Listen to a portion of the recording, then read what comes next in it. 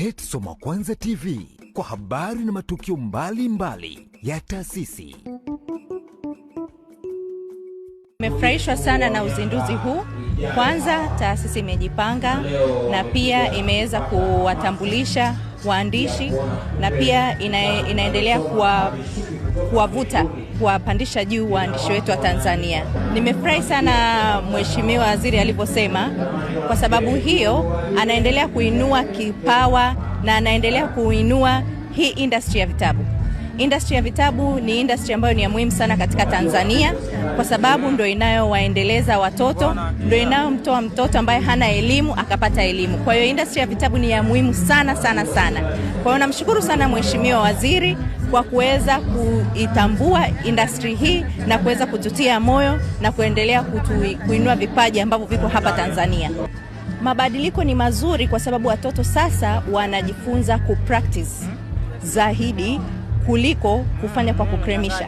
Na watoto wetu wanapokuja madukani, wanakuja wanataka vitabu vingine sasa. Wanataka vitabu ambavyo vinaendelea kuwazidisha kuweza kupractice na kuweza kufanya activities zaidi. Kwa hiyo hili jambo ni lizuri sana.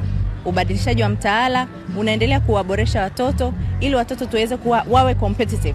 Wakifika kwenye ulimwengu mwingine waweze kushindana na wale watoto wengine. Mimi ni mwandishi, ni mkalimani, ni mfasiri, lakini pia ni mchambuzi wa fasihi na masuala ya kijamii.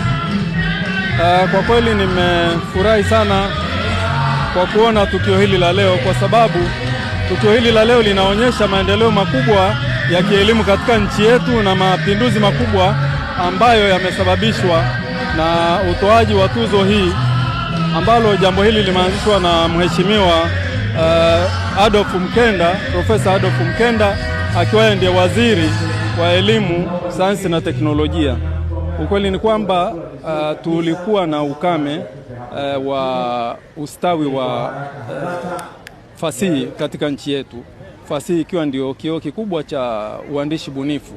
Kwa maana hiyo hatua hii ya kuweza kutoa tuzo, lakini sio kutoa tuzo peke yake, lakini pia kuchukua vitabu na kuvisambaza katika shule, ni hatua ambayo ya kutia chachu katika maendeleo ya elimu, lakini pia kuhamasisha uandishi na usomaji katika nchi.